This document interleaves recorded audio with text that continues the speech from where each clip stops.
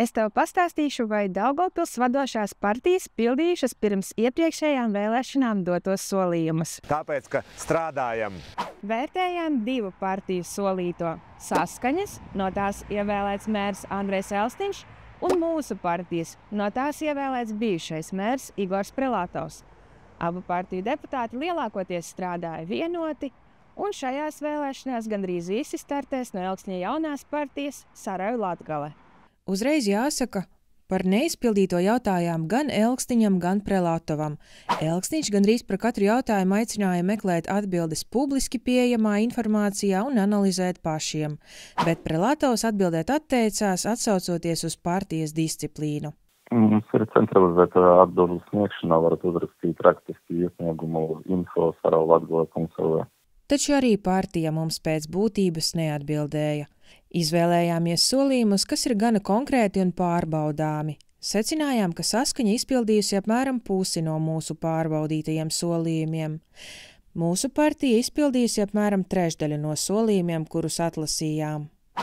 Pašvaldība šajos gados uzlabojusi infrastruktūru, tajā skaitā par Eiropas Savienības naudu, taču solījumi sociālajā jomā lielākoties palikuši nepildīti. Gan Saskaņa, gan mūsu partija solīja jaunas tramvaja līnijas.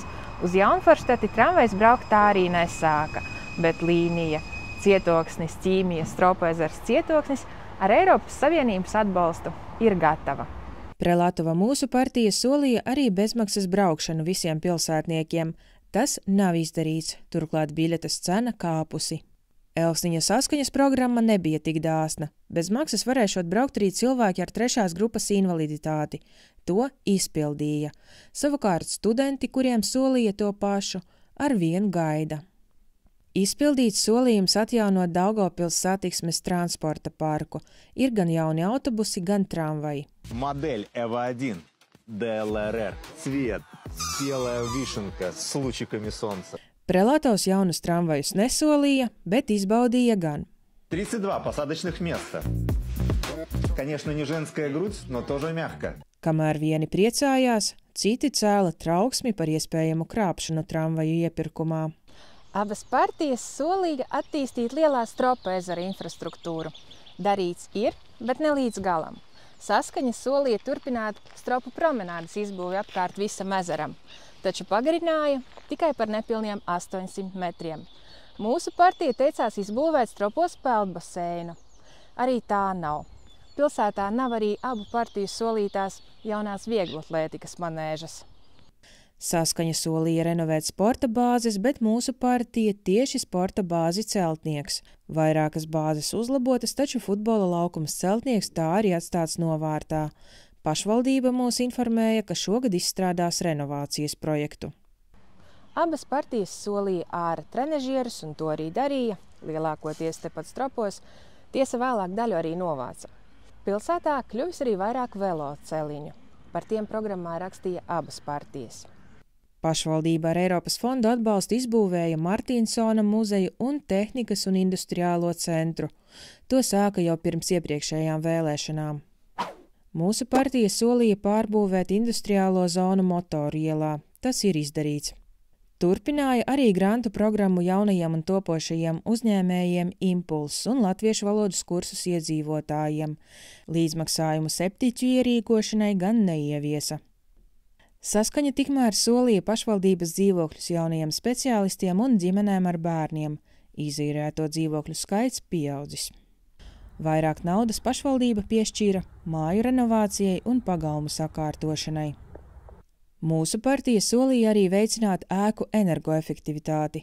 Pa šiem gadiem ar pašvaldības atbalsta nosiltināja 13 daudzdzīvokļu mājas, tomēr lielo pilsētu vidū Daugavpils šajā jomā atpalika. Saskaņa solīja slēgt azartspēļu zāles, to kļuvis mazāk, agrāk pilsētā bija 14, tagad 9. Nesen pašvaldība tām noteica būtiskus ierobežojumus. Abas partijas solīja arī realizēt ceļa pārvada 2. kārtas projektu. Mūsu partija arī jaunu tuneli. Tas nav izdarīts. Stacijas ielā mēs demontējām veiksmīgi pamesto ēku pilsētas centrā un apskatoties kāds laukums, kāda vide. Mēs šeit iesaistam zaļu zālīti, būs smuki. Pilsētā nojaukti vairāki grausti, ar Eiropas Savienības atbalstu sakārtoja pašvaldības rūpnieciskās teritorijas. Par sociālo jomu deputāti šķiet atcerējās tikai neilgi pirms vēlēšanām. Abas partijas solīja dubultot jaundzimušo pabalstu līdz 1000 eiro, pacēla tikai līdz 700 eiro, turklāt tikai šogad. Saskaņa solīja bezmaksas ēdināšanu visiem skolās un bērndārzos, mūsu partija bērndārzos. Noteiktām grupām ir bezmaksas ēdināšana, bet ne visiem. Mūsu partija programmā solīja arī pilsētnieka karti un pilsētas viesa karti. Tādu nav.